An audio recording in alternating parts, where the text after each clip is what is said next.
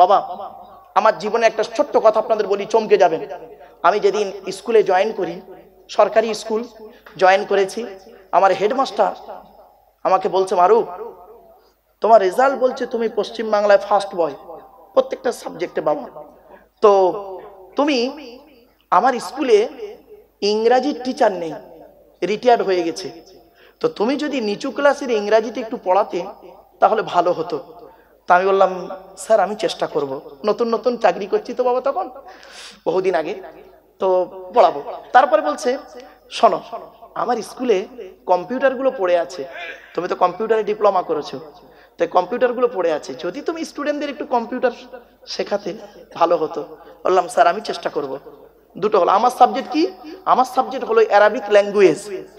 তারপরে বলছে, শোনো ভূগোলের টিচারই নেই, সরকার এখন টিচার দেয়নি, উচ্চ মাধ্যমিক স্কুল, সুতরাং তুমি যদি ভূগোলটা পড়াতে 9-10-এর ভালো হতো। তো আমি বললাম স্যার আমি চেষ্টা করব। তো 9-10-এর ভূগোল পড়াচ্ছি, তো ভূগোল পড়াচ্ছি, এমত অবস্থায় আমরা ক্যাজুয়াল টিচার নিয়েছিলাম, ওই কন্ট্রাকচুয়াল টিচার নিয়েছি। তো ভূগোলের টিচারটা এসেছে, আসার পর আমাকে দেখে বলছে, স্যার স্যার আপনি আপনি এই স্কুলে? বললাম হ্যাঁ বাবু। তা বলছে, স্যার আমি আপনার খুব বড় ভক্ত, আমি আপনার ওয়াজ খুব শুনি। Thank you thank you. বলছে, স্যার আমার একটা প্রশ্ন আছে, করবো? বললাম করুন। বলছে, স্যার আপনার একটা লেকচার শুনেছি আসামের কালাইগাঁও কলেজের মাঠে, আপনি লেকচার দিতে গিয়ে বলেছেন পৃথিবীর সমস্ত জিনিসের বর্ণনা কোরআনের ভিতরে আছে, ডাইরেক্ট ইনডাইরেক্ট। তা বললাম হ্যাঁ, হ্যাভ ইউ এনি প্রবলেম, কোনো সমস্যা হয়েছে? তা বলছে, হ্যাঁ স্যার সমস্যা তো বেশি। বলছে কিরকম? বলছে কোরআন এসেছে 1500 বছর আগে, প্লেনটা তো আর 1500 বছর আগে ছিল না, তাহলে প্লেনটা কোরআনে ঢুকবে কি করে? মারাত্মক প্রশ্ন। তাই বললাম, স্যার আমি ক্লাস 9-এর ক্লাস টিচার, আমি ক্লাসটা করে আসি, টিফিন আওয়ারে কথা হবে। তো টিফিনের সময় বসেছি, অনেক স্যারেরা বসেছেন, আমিও বসেছি।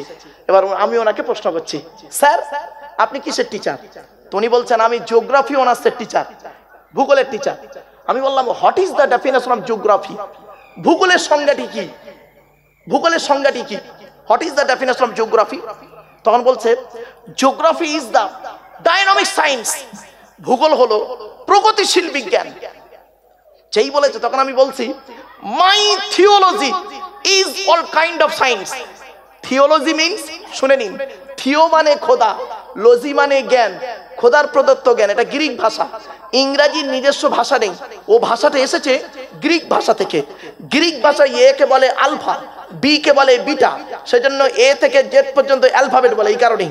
তো আমি বললাম my theology is all kind of science, আমার কোরআন আর হাদিস হলো সারা বিশ্বের সায়েন্সের সায়েন্স। যারা বলো। তখন উনি বলছেন, স্যার বললে হবে না, প্রমাণ দিতে হবে। তখন আমি বলছি, স্যার আপনি ভূগোলে ছেলে মেয়েদের কি পড়িয়েছেন? আহ্নিক গতি, বার্ষিক গতি। বলছে হ্যাঁ, 1500 বছর আগে কোরআনে ইঙ্গিত দেওয়া আছে। বলি সে কি? আপনি ভূগোলে কি পড়িয়েছেন? নিরক্ষরেখা, দ্রাঘিমা রেখা, মূল মধ্য রেখা, 1500 বছর আগে কোরআনে ইঙ্গিত দেওয়া আছে। আপনি ভূগোলে কি পড়িয়েছেন ছেলে মেয়েদের? জোয়ার ভাটা, জোয়ার ভাটা, 1500 বছর আগে কোরআনে জোয়ার ভাটার কথা বলা আছে। আমি বললাম, স্যার আপনি ভূগোলে কি পড়িয়েছেন ছেলে মেয়েদের? দিন রাত্রির পরিবর্তন। বলছে হ্যাঁ, 1500 বছর আগে কোরআনে বলা হয়েছে দিন রাত্রির পরিবর্তন। কোথায় আছে শুনে নিন, আল্লাহ নিজেই বলছেন, ইউকাউবিরুল লাইলা আলান নাহার ওয়া ইউকাউবিরুন নাহার আলাল লাইল। 23 নম্বর পারার একেবারে 17 নম্বর পৃষ্ঠার 12 নম্বর লাইন, সূরার নাম সূরা জুমা। আল্লাহ বলছেন আমি আল্লাহ দিন রাত্রি পরিবর্তন ঘটিয়ে রাখি। এরপরে আপনি ভূগোলে ছেলে মেয়েদের পড়িয়েছেন কি? পাহাড়, পর্বত, মালভূমি, সমভূমি। 1500 বছর আগে কোরআনে বলা হয়েছে ওয়াল জিবালা আওতাদা। আপনি ছেলে মেয়েদের ভূগোলে পড়িয়েছেন ভূমিকম্প, ভূমিকম্প 1500 বছরকে কোরআনে বলে দিয়েছে ইজাজুল জিলাতিল আরদু জিলজালাহা। আপনি ভূগোলে ছেলে মেয়েদের পড়িয়েছেন কি? ভূগোলে ছেলে মেয়েদের পড়িয়েছেন চাঁদের নিজস্ব আলো নেই, সূর্যের আলোয় আলোকিত, তাই তো নাকি? বলুন না বাবা, একটু কথা বলুন না। হ্যাঁ, চাঁদের নিজস্ব আলো নেই, সূর্যের আলোয় আলোকিত। আমি বললাম স্যার এটা ভূগোলের কথা নয়, 1500 বছর আগে কোরআনে কথাটা বলা আছে। সে কি? শুনে নিন কোথায় আছে। তাবারাকাল্লাযী জাআলা ফিস সামাই বুরুজাও ওয়া জাআলা ফিহা সিরাজাও ওয়া কমারাম মুনিরা। 19 নম্বর পারা 4 নম্বর পৃষ্ঠা 6 নম্বর লাইন, সূরার নাম সূরা ফুরকান। আল কোরআন, কোরআনে বলা হয়েছে যে আমি আল্লাহ কত বরকতময় বান্দা, তুমি চিন্তা করে দেখো, আমি সূর্যের করেছি প্রদীপ আর চাঁদকে করেছি নূর বা মুনির। নূর বা মুনির শব্দের অর্থ হলো প্রতিফলিত আলো, ধার করা আলো। 1500 বছর আগে কোরআনে বলে দিয়েছে চাঁদের আলোটা প্রতিফলিত আলো। আর এখন মেডিকেল কি বলো ভৌগোলিকরা এটাকে একটু সুন্দর করে গুছিয়ে লিখিয়ে দিল, ছেলে মেয়েরা ভূগোলের গুরুত্ব দিল। 1500 বছর আগে কোরআনে আছে, এটার গুরুত্ব ভুলে গেল। কেন ভুললো? আমরা আলেমরা, আমরা বক্তারা এইটাকে খুলে জনগণকে বলতে পারিনি। ভুল বললাম বাবা? শুনে নিন, 1500 আমি বললাম স্যার আপনি ভূগোলে ছেলে মেয়েদের পড়িয়েছেন কি? একে চন্দ্র, দুয়ে পক্ষ, তিনে নিত্র, চারি বেদ, পাঁচে পঞ্চবান, ছয় ঋতু, সাতে সমুদ্র, আটে অষ্টবসু, নয়ে মানে 9টা গ্রহ, তাই তো? শুনে নিন, এখন আর 9টা গ্রহ নেই। যারা আধুনিক ভূগোল পড়েছেন নতুন গ্রহ তৈরি হয়েছে, একটার নাম ভলকান আর একটা 11টা গ্রহ হয়েছে। 1500 বছর আগে 11টা নক্ষত্রের কথা কোরআন বলে দিয়েছে। কোথায় শুনে নিন, ইজ ক্বালা ইউসুফু লিআবিহি ইয়া আবাতি ইন্নী রাআইতু আহাদা আশারা কাওকাবান ওয়াশ শামসা ওয়াল কমার রাআইতুহুম লি সাজিদিন। 12 নম্বর পারা 14 নম্বর পৃষ্ঠা 14 নম্বর লাইন, সূরার নাম সূরা ইউসুফের 4 নম্বর আয়াত। ইউসুফ বলে একজন নবী ছিল, নাম শুনেছেন? ইউসুফ নবীর বাপের নাম ছিল ইয়াকুব নবী, ইয়াকুব নবীর বাপের নাম ছিল ইসহাক নবী, ইসহাক নবীর বাপের নাম হলো হযরত ইব্রাহিম খলিলুল্লাহ। ইউসুফ নবী স্বপ্ন দেখছেন, সকালবেলা উঠে বলছে আব্বাজান, বাপ ইয়াকুব নবীকে বলছে আব্বাজান আজকে আমি স্বপ্ন দেখলাম 11টা নক্ষত্র আমার পায়ে সাজদা করছে। 1500 বছর আগে 11টা নক্ষত্রের কথা বলা হলো। কোরআনে এই আয়াত কিনে গবেষণা শুরু হয়ে গেল। আধুনিক বিজ্ঞান গবেষণা করে বের করলো আর 9টা গ্রহ নেই, 11টা। আমি বললাম স্যার আপনি ভূগোলে ছেলে মেয়েদের পড়িয়েছেন কি? বায়ুমণ্ডলের স্তর, স্ট্র্যাটোস্ফিয়ার, এক্সোস্ফিয়ার, আয়নোস্ফিয়ার। 1500 বছর আগে কোরআনে বলা হয়েছে, কথাটি শুনে নিন। 1500 বছর আগে কোরআনে বলা হয়েছে ইন্নাল্লাহু ইয়ামসুকুস সামাওয়াতি ওয়াল আরদা আন তাযুলা ওয়ালা ইন যালাতিন আমসাকুহুমা মিন আহাদিম মিন বাউদি ইন্নাহু কানা হালিমান গফুরা। 22 নম্বর পারার 18 নম্বর পৃষ্ঠা 11 নম্বর লাইন, সূরার নাম সূরা ফাতির। আল্লাহ পাক বলে দিয়েছেন আসমানে পৃথিবীর জমিনের মাঝখানে একটা স্তর আছে, ওই স্তরের উপরে যারা থাকবে মহাশূন্যে ভেসে বেড়াবে, স্তরের নিচেই যারা থাকবে মাটি তাদের আকর্ষণ করে রেখে দেবে। কোরআনের এই আয়াত কিনে কে গবেষণা করলো? কোন মোল্লা মরি সাহেব গবেষণা করেনি। কোরআনের এই আয়াত কিনে গবেষণা করলো 1665 খ্রিস্টাব্দে। 1665 খ্রিস্টাব্দে আপেল গাছের তলায় গালে হাত দিয়ে বসে বসে চিন্তা করতে করতে ভাবলো মধ্যাকর্ষণ শক্তি আবিষ্কার করে ফেললো। Second scientific in the world sir Isaac Newton. ভাবতে ভাবতে মধ্যাকর্ষণ শক্তি আবিষ্কার করে ফেললো। আমরা মুসলমানরা এই কোরআনটার মূল্য দিলাম না, আমরা এর মূল্য না দিয়ে করলাম কি? অন্য পথে চলতে লাগলাম। ছোট্ট উদাহরণ দিচ্ছি দুটো। আচ্ছা বাপেরা আপনারা আধার কার্ড করেছেন? আচ্ছা আধার কার্ড করার সময় অফিসাররা আপনাদের বলেছিল চোখটাকে বড় করে চান তো? বলেছিলেন? 1500 বছর আগে কোরআনে ইঙ্গিত দেওয়া আছে কথাটা। আপনারা আধার কার্ড করার সময় এই দুটো বুড়ো আঙুলের ছাপ কাঁচের উপরে চেপে ধরেছিলেন? 1500 বছর আগে কোরআনে ইঙ্গিতটা দেওয়া আছে। কোনোদিন আমরা ভাবিনি বাপ, আফসোস এই জায়গাটায়। আজকের আমি আপনাদের কাছে অনুরোধ করে বলে গেলাম কোরআনকে একটু মূল্যায়ন করুন।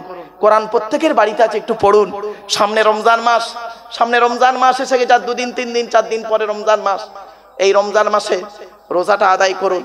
এই রমজান সম্পর্কে 2-4টে কথা আপনাদের বলে যাচ্ছি। ভোরের বেলা যে খাবারটা খান তাকে কি বলেন? জোরে বলুন।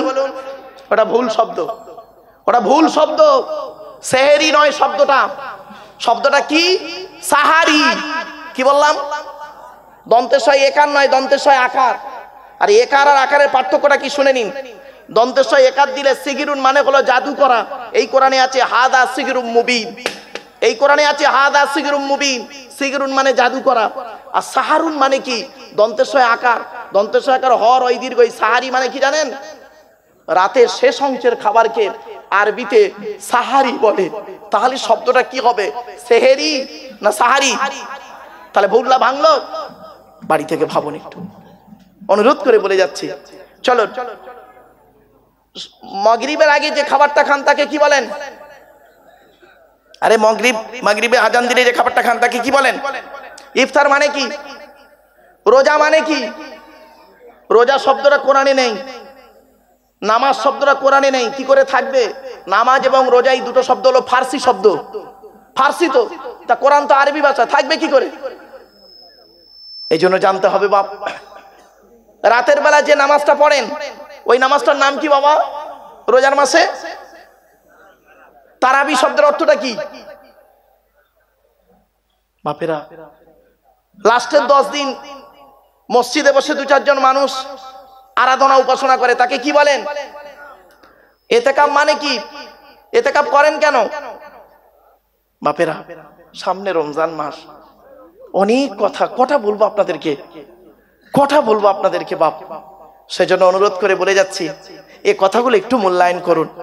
জলসা কষ্ট করে দেন, এই জানার জন্য জলসা দেন, শেখার জন্য, বোঝার জন্য, ভুলকে সংশোধন করার জন্য, সঠিক জিনিসটাকে মূল্যায়ন করার জন্য বাপ জলসা দেন। এই আল্লাহর কোরআন, আজ আমার খুব ইচ্ছা ছিল কোরআনের একটা সূরার তাফসীর করব, এখানে খুব মনে আশা ছিল, কিন্তু স্থান কাল পাত্রভেদে অনেক সময় সুযোগ হয়ে ওঠে না। বাস্তবটাই কয়েক কটা কথা আপনাদেরকে আমি অনেকগুলো প্রশ্ন করেছি, একাধিক প্রশ্ন, সে প্রশ্নগুলো দু চারটে একটু আলোচনা করে দিই। চলেন। আল্লাহর পরিচয় হলো চারটে। আল্লাহ বলেছেন, বান্দা তোর দেহের মধ্যে চারটে গুরুত্বপূর্ণ অর্গান দিয়েছি। আজ বাড়িতে গিয়ে আপনার দেহের মধ্যে চারটে গুরুত্বপূর্ণ জিনিস আছে, যত্ন করবেন।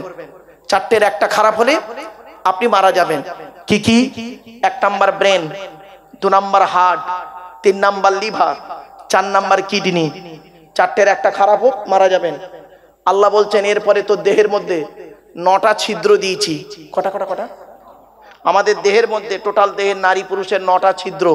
এই 9টা ছিদ্রের যে কোনো একটা ছিদ্র দিয়ে আল্লাহ পাক ফেরেশতার মাধ্যমে আত্মা বের করে নেয়। 9টা ছিদ্রের নাম কি? 2 চোখ, 2 নাক, 2 কান, 1টা গাল, 7টা সামনে পেছনে, এই 9টা ছিদ্র। কত মানুষ মারা গেছে দেখবেন, গিয়ে দেখবেন লোকটা মরে গেছে, পেশাব ফিরে ফেলেছে, লোকটা মরে গেছে, পায়খানা ফিরে ফেলেছে, লোকটা মারা গেছে, চোখটা চেয়ে আছে, লোকটা মারা গেছে, গালটা হাঁ করে আছে, লোকটা মারা গেছে, ঘাটটা বেঁকে আছে, হাতটা খিঁচে আছে। আবার লোকটা মারা গেছে, দেখলে মনে হবে লোকটা ঘুমিয়ে আছে। কেমন ভাবে মরতে চান? ঈমান নিয়ে যদি মরতে চান, বাবা কয়েক মিনিট একটু আমার সঙ্গে কোরআন হাদিসের কথাগুলো শুনে আমল করে যান। আমি মানুষের উপকার করতে না পারলে ক্ষতি করব না বাপ। হাক্কানি আলেমরা, যোগ্য আলেমরা কোনোদিন মানুষকে ঠকায় না, কারণ এরা যদি মানুষকে ঠকায়, কিয়ামতের মাঠে কঠিন আযাব এদেরই হবে। এজন্য অনুরোধ করে বলে যাচ্ছি, বাপ একটু গুরুত্ব দিন। চলো, এরপরে আল্লাহ বলছে, বান্দা শোন, তোর দেহের মধ্যে তোর বাপের 4টে অঙ্গ, তোর মায়ের 4টে অঙ্গ। কটা হলো বাপ? 8টা। আল্লাহ নিজে দেয় 5টা। কটা হলো? এই 13টা জিনিস দিয়ে আমি আল্লাহ তোর দেহটাকে তৈরি করেছি। আজ বাড়িতে যাবেন, বাড়িতে গিয়ে আপনার ছেলেটাকে বা মেয়েটাকে পাশে বসাবেন। কাল দিনের বেলা, আজ রাতের বেলা বুঝতে পারবেন না, দিনের বেলা বাচ্চাটাকে বসাবেন। আপনার জন্ম দেওয়া ছেলে মেয়ে কিনা নিজেই ধরে ফেলবেন, নিজেই। আপনার বাচ্চার মধ্যে আপনার দেহের 4টে জিনিস মিলবে, 100% মিলবে। বাড়িতে যাবেন, টেস্ট করে দেখবেন, চোখ, কান, নাক, হাত, পা, মুখ, হাতের আঙুল, পায়ের আঙুল মিলবেই মিলবে। 4টে। বাপের মধ্যে 4টে, মায়ের মধ্যে 4টে। কোনোদিন ভাবিনি এসব আলোচনা। মেডিকেল সায়েন্সের আলোচনা তো বাপ ম্যাক্সিমাম ডাক্তারদের সঙ্গে বেশ কিছু আলোচনা হয়। তো যে কথা বলতে বলতে এই কথাগুলো যখন আসে, ওরা তখন চমকে যায়, বলছে স্যার আপনি আলোচনাগুলো যখন করেন, আমরা মেডিকেল সায়েন্সে এগুলো পড়ি। বাস্তব বলছি বাপ, চলেন এগিয়ে যাই। এরপরে আল্লাহ বলছেন, তো দেহের মধ্যে 3টে জিনিস আলাদা। কটা কটা কটা? আমাদের দেহের মধ্যে 3টে জিনিস আলাদা। 1 নাম্বার কি? Blood group. ব্লাড গ্রুপ আলাদা। আমি এজন্য বক্তব্য করতে করতে বলি, হিন্দু মুসলিম কাঁধে কাঁধ মিলিয়ে চলবেন। হিন্দু মুসলিম কাঁধে কাঁধ মিলিয়ে চলবেন পৃথিবীতে। খবরদার ঝগড়া মারামারি করবেন না। কিসের হিন্দু কিসের মুসলিম মারামারি করেন? আপনারা কি জানেন হিন্দুদের রক্তের ভিতরে মুসলমানদের রক্ত আছে, আর মুসলমানদের রক্তের ভিতরে হিন্দুদের রক্ত আছে? প্রমাণটা দিচ্ছি। আপনাদের এলাকায় ব্লাড ডোনেশন ক্যাম্প হয়, রক্তদান শিবির হয়। ব্লাড যখন নেওয়া হয় তখন বলা হয় নাকি, এই ও হিন্দু, ও রক্ত আলাদা কর, আলাদা কর, আলাদা কর। ও মুসলিম, ও রক্ত আলাদা কর, বলে নাকি? আরে ব্লাডের মধ্যে কাস্টের কোনো ডিভাইডেড থাকে না, ব্লাডের মধ্যে কালারের কোনো ডিভাইডেড থাকে না, ব্লাডের মধ্যে জেন্ডারের কোনো ডিভাইডেড থাকে না, ব্লাডের মধ্যে গ্রুপের ডিভাইডেড করা হয়। ব্লাডের 4টে গ্রুপ, এ বি, এই সি নয়, জানে না, সি বলছে খালি। কে রে? এ শুনেনি, এগুলো জেনে যান। এখানে যত মানুষ বসে আছে অনেক লোক নিজের ব্লাড গ্রুপ নিজেই জানে না। ঠিক না বেঠিক? বাবা কি ওয়াজ শুনলেন? শুধু নামাজ পড়ো, রোজা রাখো? আপনি কি জানেন? একটু ধৈর্যের পরিচয় দিন বাপ। 1 ঘন্টা ন্যায় বিচার করা 60 বছর ইবাদতের সমতুল্য। 1 ঘন্টা ন্যায় বিচার করুন, 60 বছর ইবাদতের সমতুল্য। আপনি কোথায় দাঁড়িয়ে আছেন শুনে নিন, ভাবতে পারবেন না। আল ঈমান ও বিজু ওয়া সাবউনা শুবা, ঈমানের 70টা শাখা প্রশাখা। চলুন একটা একটা করে অন্তত বলার সুযোগ দিন। ঘড়ি আছে নাকি ওখানে? ও আমি স্টেজে ঘড়ি থাকলে নামিয়ে দিই, কেন জানেন? আমার যে কথাটা আপনার মতের সঙ্গে মিলবে তখন আপনি আমার মুখের দিকে চেয়ে থাকবেন, আর যে কথাটা মতের বাইরে যাবে আপনি আমার দিকে না তাকিয়ে ঘড়ির দিকে তাকাবেন। এই মৌলভী সাহেব কখন শেষ করবে বলতো? তবে বাবা চিন্তা নাই, শেষ করে দেবো তাড়াতাড়ি, টেনশন নেবেন না। চলুন, খুব গুরুত্বপূর্ণ কথা, এগুলো শুনে নিন। ব্লাডের 4টে গ্রুপ, এ বি আর ও, প্রত্যেকটার মাইনাস প্লাস। একটা হিন্দুর রক্তের ভিতরে 3টে জিনিস পাওয়া যায়, লোহিত কণিকা, শ্বেত কণিকা, অনুচক্রিকা, as a same, no difference. একটা মুসলমানের রক্তের ভিতরে এই 3টিই পাওয়া যায়। কিসের হিন্দু কিসের মুসলিম মারামারি করেন? এ হিন্দু মন্দিরে গিয়ে যাকে ঈশ্বর বা ভগবান বলে ডাকো, তাকে জীবনে মন্দিরে পাবে না। হে খ্রিস্টান, গির্জায় গিয়ে যাকে গড বলে ডাকো, তাকে জীবনে গির্জায় পাবে না। হে মুসলমান, গালে দাড়ি মাথায় টুপি নিয়ে যাকে আল্লাহ আল্লাহ বলে মসজিদে রাখো, ও আল্লাহকে মসজিদে পাবে তো? চলুন, 3 ধর্মের মানুষ আমরা আল্লাহকে খুঁজতে বেরোই, সৃষ্টিকর্তাকে খুঁজতে বেরোই।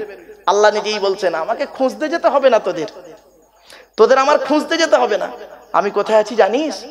এই কোরআনে বলে দিয়েছেন, ওয়ালাকাদ খালাকনাল ইনসানা ওয়া না'লামু মা তুওয়াসবিসু বিহি নাফসুহু ওয়া নাহনু আকরাবু ইলাইহি মিন হাবলিল ওয়ারিদ। 26 নম্বর পারার 18 নম্বর পৃষ্ঠার 1 নম্বর লাইন, সূরার নাম সূরা কফের মধ্যে আল্লাহ বলে দিলেন, হে মানব জাতি। কি বললো? আচ্ছা, আল্লাহ কি বলেছে হিন্দু মুসলিম?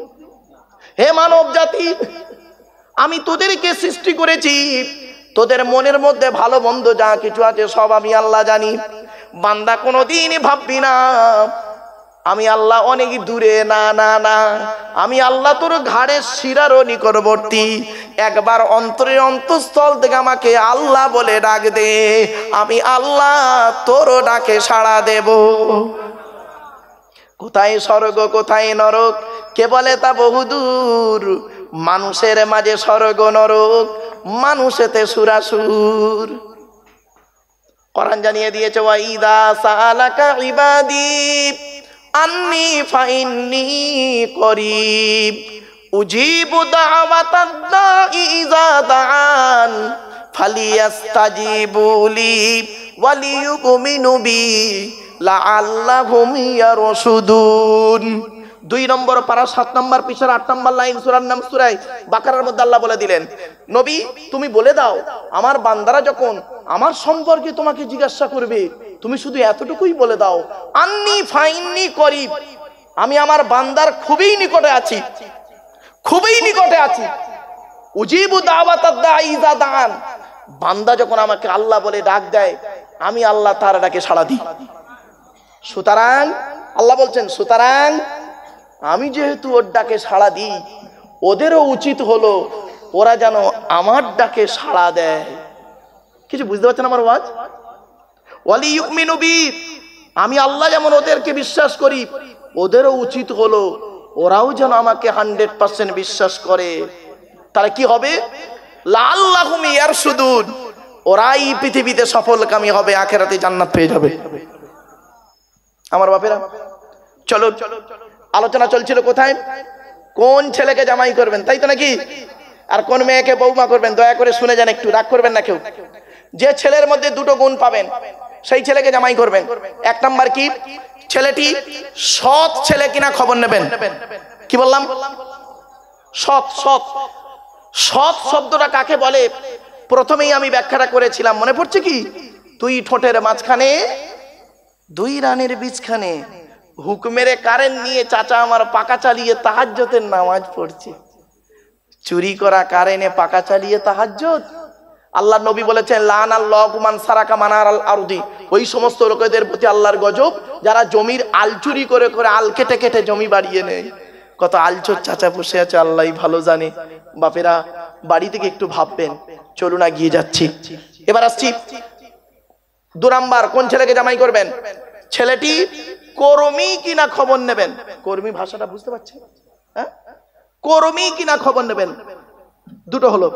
কোন মেয়েকে বৌমা করবেন দয়া করে একটু শুনে যান, কোরআনে আছে, আমি বলিনি বাপ। কটা বলেছি? মেয়েদের কটা গুণ? 6টা। ছেলেদের 2টো গুণ দেখবেন কমসে কম, আর মেয়েদের 6টা গুণ দেখবেন কমসে কম। এই যুবক বন্ধুরা শুনে নাও, যারা বিয়ে করেছো তারা একটু পরিবর্তন করার চেষ্টা করো। আর যারা করোনি একটু দেখে করো, সাদা চামড়া থেকে ছুটো না, খালি 14ই ফেব্রুয়ারি ভ্যালেন্টাইন্স ডে করতে গিয়ে যেন আবার গন্ডগোল করে ফেলোনি। চলো 6টা গুণ কি কি শুনে নিন। মুসলিমাতিন, কোরআনে আছে, মুসলিমাতিন, মুমিনাতিন, কানিতাতিন, তাইবাতিন, আবিদাতিন, সাইহাতিন, সাইয়্যিবাতিন ওয়া আবকারা। 28 নম্বর পারার 19 নম্বর পৃষ্ঠার 11 নম্বর লাইন, সূরার নাম সূরা তাহরিমের 5 নম্বর আয়াত। বাংলা মানেটা শুনুন। 1 নম্বর দেখবেন মেয়েটি মুসলমান কিনা, 2 নম্বর দেখবেন কম মুমিনাতিন, মেয়েটা বিশ্বাসী মেয়ে কিনা খবর নেবেন। 3 নম্বর খুব ইম্পর্টেন্ট, কানিতাতিন, আনুগত্যশীলা মেয়ে কিনা খবর নেবেন। দূর থেকে খবর নিয়ে দেখবেন ওই মেয়েটি ওর বাপ আর মাকে ভক্তি শ্রদ্ধা করে কিনা খবর নেবেন। যদি দূর থেকে খবর নিয়ে সঠিক তথ্য পেয়ে যান মেয়েটি ওর বাপ আর মাকে ভক্তি শ্রদ্ধা করে না, খবরদার ও যত সুন্দরী মেয়ে হোক আর যত শিক্ষিতা মেয়ে হোক আর যত বড় হাজী সাহেবের মেয়ে হোক, ওই মেয়েকে জীবনে কোনোদিন বৌমা করো না। ও নিজের বাম্মাকে ভক্তি শ্রদ্ধা করে না, তোমার বাম্মার পাতে সহজে এক থালা ভাত দিতে চাইবে না। এবার আসছি, যে মেয়ের মা যত বেশি চালাক, শুনে নিন, এই সমাজে বেশিরভাগ মেয়ের সংসার নষ্ট হয় মেয়ের মায়ের কান ভাঙানিতে, ঠিক না ঠিক? বেশিরভাগ মেয়ের সংসার নষ্ট হয় মেয়ের মায়ের কান ভাঙানিতে। যে মেয়ের মা যত বেশি চালাক, যে মেয়ের মা যত বেশি চালাক, ওই মেয়ের কপালে তত তাড়াতাড়ি তলাক, ঠিক না বেটি? শুধু তাই নয়, বাস্তব বলছি বাপ। আরো দেখেন, আল্লাহর নবীকে জিজ্ঞাসা করা হলো, আমি আপনাদের একটা কথা বলেছিলাম, মনে পড়ছে কি দেখুন তো এবার, যে আপনারা আজকের বাড়ি যাবেন, বাড়িতে গিয়ে আপনাদের বাড়িতে 4 শ্রেণীর মেয়ে আছে বলেছিলাম। শুনুন এবার, আল্লাহর নবী বললেন, ও আমার সাহাবীরা শোনো, তোমরা কি করে বুঝবে তোমাদের মা বোন মেয়ে বউ 4 জন জাহান্নামী না জান্নাতি, কি করে বুঝবে? আল্লাহর রাসূল বললেন, দুনিয়ার মানুষেরা শুনে নাও, আমি মুহাম্মদ সাল্লাল্লাহু আলাইহি ওয়াসাল্লাম বলে যাচ্ছি, যে নারীর মধ্যে এই গুণগুলো পাবে, এই অভ্যাসগুলো পাবে, চোখ বন্ধ করে জানতে পারবে তোমার স্ত্রী মা বোন মেয়ে জাহান্নামী। 1 নাম্বার শুনে নিন, আল্লাহর নবী বললেন, ওই মেয়ে ছেলে জাহান্নামী, ও যত নামাজ পড়ুক, রোজা রাখুক আর হজ করুক, ওই মেয়ে ছেলে জাহান্নামী। যে মেয়ে ছেলে তার স্বামীর সঙ্গে যখন কথা বলে মেজাজ দিয়ে কথা বলে, অনেক মেয়ে ছেলে আছে দেখবেন পাড়ার লোকের সঙ্গে মিষ্টি ভাষায় কথা বলে, আর স্বামীর সঙ্গে যখন কথা বলে মেজাজ দিয়ে কথা বলছে, দেখতে পারেনি, খেতে পারেনি, বয়স হলে কেন হলুনি, লাউ ঠালা। স্বামীর সঙ্গে যখন কথা বলে মেজাজ দিয়ে, আল্লাহর নবী বলেছেন ওই নারী হলো জাহান্নামী। যে নারী তার স্বামীর সঙ্গে যখন কথা বলবে মেজাজ দিয়ে কথা বলে, ও যতই নামাজ পড়ুক, রোজা রাখুক আর হজ করুক, এই অভ্যাস যদি আপনার বাড়িতে আপনার মায়ের মধ্যে থাকে আজকে পরিবর্তন করবেন, মেয়ের মধ্যে থাকলে পরিবর্তন করবেন, বোনের মধ্যে থাকলে পরিবর্তন করবেন, স্ত্রীর মধ্যে থাকলে সুন্দর করে বোঝাবেন।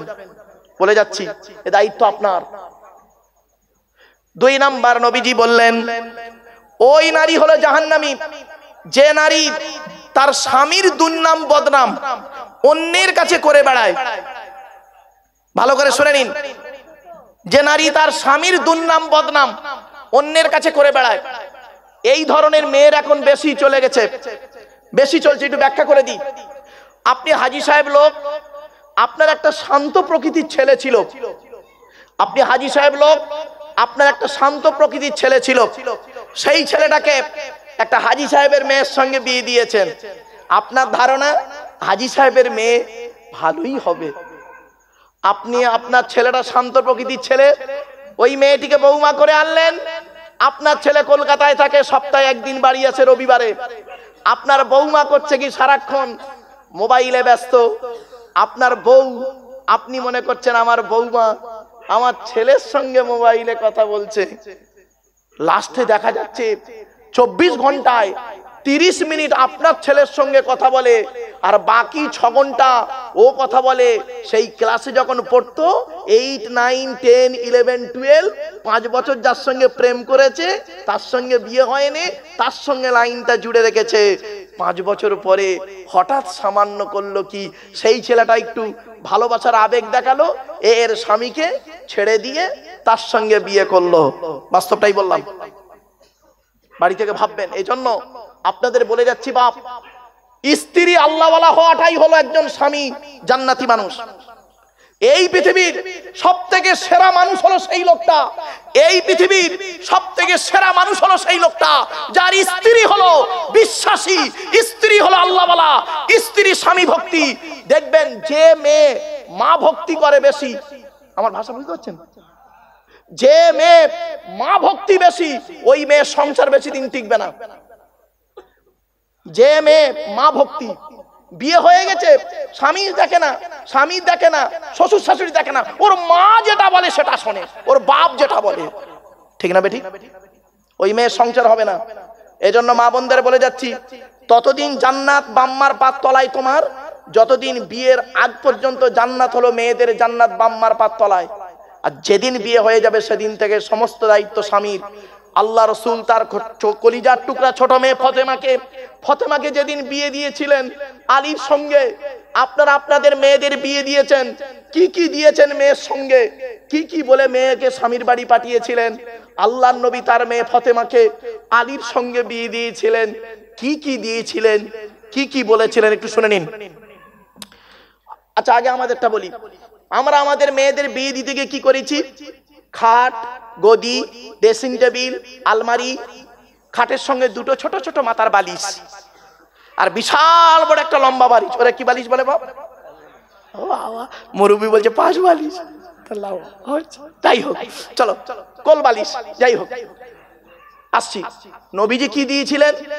চমকে যাবেন। নবীজি দিয়েছিলেন, মা ফতেমাকে শুনে নিন, একটা খেজুর পাতার চাটাই, একটা খেজুর পাতার চাটাই, একটা কম্বল, একটা জাঁতা, একটা পানির কলসি, দুটো জামা। আপনি তো 1 বাক্স শাড়ি নিয়ে গেছে আপনার মা, এই মেয়ে 1 বাক্স নিয়ে গেছে, আর এক ট্যাঙ্কি রয়েছে এখানে বাপের বাড়িতে, রাগ করবেন না। আর একটা কি দিয়েছিলেন নবী? একটি মাত্র চামড়ার বালিশ। কটা? একটা চামড়ার বালিশ দিয়েছিলেন। কেন দিয়েছিলেন? আল্লাহর নবী বলেন, ও স্বামীরা, তোমরা তোমাদের স্ত্রীদেরকে এই শিক্ষাগুলো দেবে। স্বামী স্ত্রী যখন কথাবার্তা বলবে, একে অপরকে সালাম দেওয়া নেওয়া করবে, আল্লাহর রহমত, মহব্বত, ভালোবাসা বেড়ে যাবে। 2 নাম্বার, তোমরা তোমাদের স্ত্রীদেরকে এই শিক্ষা দান করবে, তারা যেন কোনোদিন কাবা শরীফের দিকে মুখ করে থুতু যেন না ফেলে। 3 নাম্বার, তোমাদের স্ত্রীদেরকে এই শিক্ষা দান করবে, তারা যেন কাবা শরীফের দিকে মুখ করে কোনোদিন পেশাব পায়খানা যেন না ফেরে। তারপরে বলা হয়েছে, তোমরা তোমাদের স্ত্রীদেরকে এই শিক্ষা দেবে, তারা যেন কোনোদিন কাবা শরীফের পেছনে ফিরে যেন পেশাব পায়খানা যেন না ফেরে। তারপরে বলা হয়েছে, তোমরা তোমাদের স্ত্রীদেরকে এই শিক্ষা দান করবে, তারা যেন কোনোদিন গোসলখানায় পেশাব যেন না ফেরে। তারপরে বলা হয়েছে, তোমরা তোমাদের স্ত্রীদেরকে এই শিক্ষা দেবে, তারা যেন কোনোদিন গোসলখানায় উলঙ্গ অবস্থায় গোসল যেন না করে। কিশোর গোলাম মোস্তফা কবিতাটি লিখেছিলেন, আকাশ ফেড়ে নামবো আমি, পাতাল ফেড়ে উঠবো, বিশ্বভুবন নিব আমি আপন হাতের মুঠোয় করে।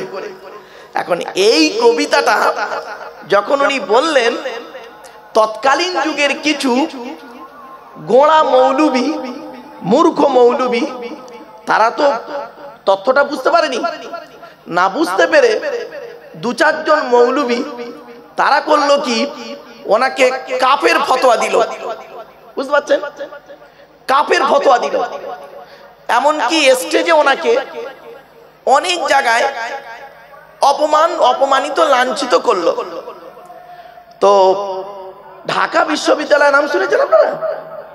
তো প্রফেসররা সব আছেন, প্রফেসররা আছেন, মূর্খ নয়, সব প্রফেসররা বসে আছেন, আর কবিকে ইনভাইট করেছে, মানে দাওয়াত করেছে।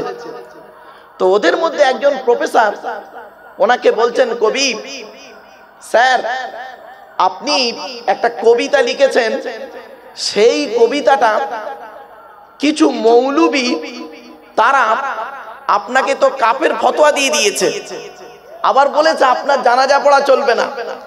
আপনি মারা গেলে আপনার মুসলমানদের কবরস্থানে কবরও দেওয়া যাবে না। বলছে কারণ কি? বলছে আপনি কবিতার লিখেছেন আকাশ ফেড়ে নামবো, পাতাল ফেড়ে উঠবো, বিশ্বভুবন নিব আমি আপন হাতের মুঠোয় করে। এটা কোনো কবিতার লাইন হলো? আকাশ ফেড়ে নামবো, পাতাল ফেড়ে উঠবো, এটা কোনো কবিতা হলো? আর সারা পৃথিবীটাকে হাতের মুঠোয় নেবো, এটা কবিতা হলো? তো তখন ওই লেকচার বিশ্ববিদ্যালয়ের লেকচারারদের সামনে, অতগুলো শিক্ষিত মানুষের সামনে কবি একটা কথা বলেছিল, প্রফেসররা তো আপনারা শিক্ষিত মানুষ, মূর্খরা আমাকে উল্টো পাল্টা বলবে, শিক্ষিত মানুষ আপনারা, তো আপনাদের কাছে আমি ব্যাখ্যাটা করে যাচ্ছি। কি ব্যাখ্যা? তা বলছেন আমার এই কবিতার লাইনটা যেদিন এই মূর্খ মৌলবীরা জেনারেল শিক্ষায় শিক্ষিত হয়ে এদের চোখটা খুলবে যেদিন, সেদিন এই কবিতার লাইনটার ব্যাখ্যাটা শোনার পর ওরা তখন আমার কাছে ক্ষমা চাওয়ার জন্য ছুটবে, ক্ষমা চাওয়ার জন্য, পায়ে ধরার জন্য ছুটবে। সেদিন আমি আর পৃথিবীতে থাকবো না। তো আপনারা তো বিশ্ববিদ্যালয়ের শিক্ষক, তো আপনাদেরকে আমি কবিতার লাইনের ব্যাখ্যাটা বলে যাচ্ছি। তো বলছে বলুন। ছাত্ররা আছে, সমস্ত প্রফেসররা আছে। বলছে আমি কি লিখেছি? আকাশ ফেড়ে নামবো আমি, পাতাল ফেড়ে উঠবো। আকাশ ফেড়ে নামবো মানে, ওরে বোকা মৌলবীরা, আমার বাপ আদম আলাইহিস সালাম জান্নাত থেকে এসেছে, আমি তার সন্তান। আকাশ ফেড়ে নামবো, পাতাল ফেড়ে উঠবো, আমি মরে যাব, মরে যাবার পর কবরস্থ হয়ে যাব, কিয়ামতের মাঠে পাতাল থেকে আমি উঠবো।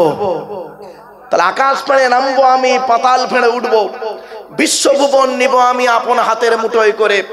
আর এই পৃথিবীতে 50, 60, 70 বছর যতদিন আল্লাহ বাঁচিয়ে রাখবে, আল্লাহ বিবেক বুদ্ধি ব্রেন দিয়েছে, কোরআন দিয়েছে, কোরআনকে নিয়ে গবেষণা করে বিবেক বুদ্ধির মাধ্যমে এমনও জিনিস বের করব, সারা পৃথিবীটাকে হাতের মুঠোয় নিয়ে চলে আসবো, তার নাম মোবাইল।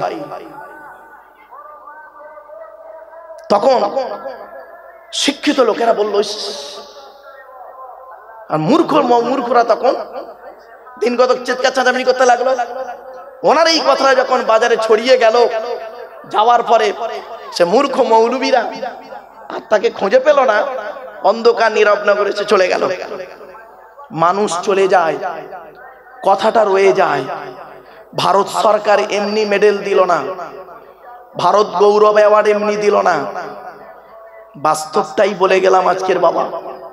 আমি এই চলে যাচ্ছি, অন ক্যামেরাতে রেকর্ড হচ্ছে।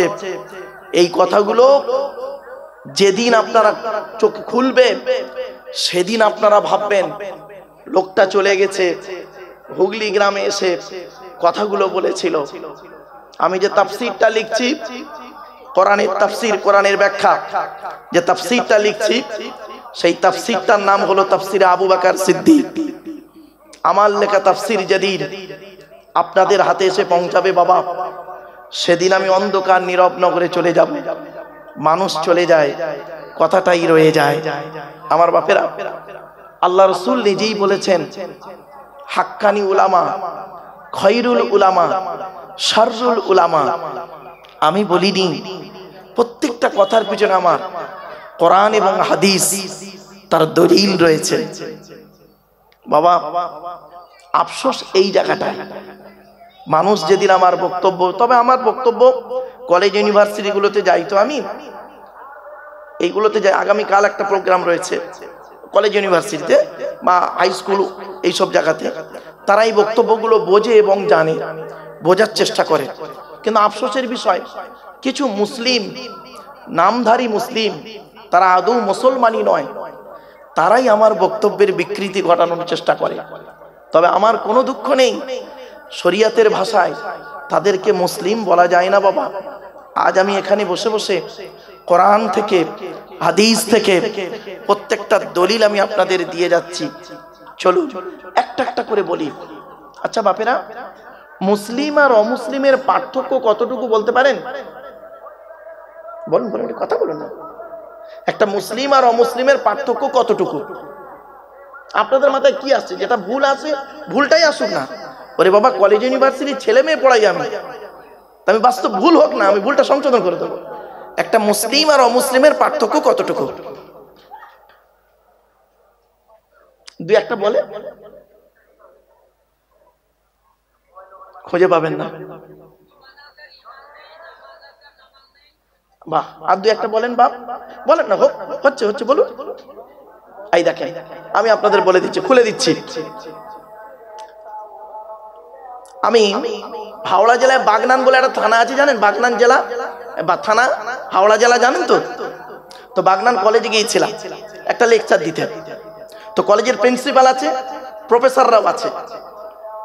তো আমি কলেজে উঠেই প্রথমে একটা প্রশ্ন করেছিলাম, সেটা এখানে করছি, এর উত্তরটা দিয়ে দিচ্ছি। বলেছিলাম যে একটা মুসলিম আর অমুসলিমের পার্থক্য কতটুকু? তো একটা স্টুডেন্ট দাঁড়িয়ে বলল, স্যার আমি বলবো। আমি যে বলো। বলছে, স্যার মুসলিম আর অমুসলিমের পার্থক্য হলো মুসলিমটার গালে দাড়ি থাকবে, অমুসলিমটার গালে দাড়ি থাকবে না। তা আমি বললাম এটা ঠিক হলো না। বলছে, কেন স্যার? তা আমি বললাম, আমার গালে কি দাড়ি দেখতে পাচ্ছ? এ গ্রেট প্রোটার রবীন্দ্রনাথ ঠাকুরের গালের দাড়িটা আমার দাড়ির থেকে অনেক বড় দাড়ি ছিল। ব্যারিস্টার উমেশচন্দ্র বন্দ্যোপাধ্যায়, সুরেন্দ্রনাথ বন্দ্যোপাধ্যায়, সক্রেটিসের গালে দাড়ি ছিল, রামকৃষ্ণ পরমহংসদেবের গালে দাড়ি ছিল, আশারাম বাবুর গালেও দাড়ি ছিল, রামদেবের গালেও দাড়ি আছে, মুসলমান নয়। আর একজনকে দাঁড়িয়ে বলছে, স্যার আমি বলবো। বলছে, বলো। বলছে, স্যার মুসলিমটার মাথায় টুপি থাকবে, অমুসলিমটার মাথায় টুপি থাকবে না। আমি বললাম এটাও ঠিক হলো না। বলছে, কেন স্যার? তা আমি বললাম, আমার মাথায় কি টুপি দেখতে পাচ্ছ? এ গ্রেট ন্যাশনাল হিরো, যিনি বলেছেন give me blood I shall give you freedom, Netaji Subhash Chandra Bose, যিনি বলেছিলেন তোরা আমাকে রক্ত দে, আমি তোদের স্বাধীনতা দেব, তারও মাথায় টুপি ছিল। পণ্ডিত জওহরলাল নেহরুও মাথায় টুপি দিতেন, আন্না হাজারও মাথায় টুপি দিত, পাঞ্জাবিরাও এখন পাগড়ি পরে। তখন আর একটা ছেলে বলল, স্যার আমি বলবো। বলো। স্যার মুসলিমটা নামাজ পড়বে, অমুসলিমটা নামাজ পড়বে না। আমি বললাম এটাও ঠিক হলো না। বলছে, কেন? বললাম তোমার কি জানা আছে? তোমার কি জানা আছে? তখন প্রফেসররা সব আছেন। তোমার কি জানা আছে কালীঘাটার মন্দিরে রামকৃষ্ণ পরমহংসদেব মুসলমানদের মতো দিনে 5 বার ওই ব্যায়ামটা করতেন। ওনার শিষ্য বিবেকানন্দ জিজ্ঞাসা করলেন, গুরুদেব আপনি কি মুসলমান হয়ে গেলেন? বলছে, না না না, একম ব্রহ্ম দ্বিতীয় নাস্তিক। তা বলছে, আপনি এরকম করছেন? বলছে, আমি এই ব্যায়ামটা দিনে 5 বার যদি করি আমার কোনো রোগ থাকবে না, এটা আমার বিশ্বাস। আর হযরত মুহাম্মদ বলে একজন ব্যক্তি ছিলেন নবী, আখিরি নবী, তিনি বলেছেন এই ব্যায়ামটার কথা, তাই আমি এই ব্যায়ামটা কন্টিনিউ করি। তখন আর একটা স্টুডেন্ট বলছেন, স্যার আমি বলবো। বলে, বলো। বলছে, স্যার মুসলিমটার মুসলমানই হবে, অমুসলিমটার মুসলমানই হবে না, যেটা ধারণা। তা আমি বললাম এটাও ঠিক হলো না। আচ্ছা বাপেরা, এই মুসলমানের ইতিহাসটা কি জেনে নি। পৃথিবীর সর্বপ্রথম মুসলমানি বা পুরুষ লিঙ্গের আগার চামড়া কেটে কে বাদ দিয়েছিল, ইতিহাসটা জেনে নি। শুনে নিন। 82 বছর বয়সে জঙ্গলে কুড়ুল দিয়ে নিজে নিজে আল্লাহর হুকুমে হযরতে ইব্রাহিম খলিলুল্লাহ, জোরে বলো, তা আপনি হন কেন? মুহাম্মদ সাল্লাল্লাহু আলাইহি ওয়াসাল্লামকে কে করে দিয়েছিল? আমরা তো সুন্নত বলে চিৎকার করি।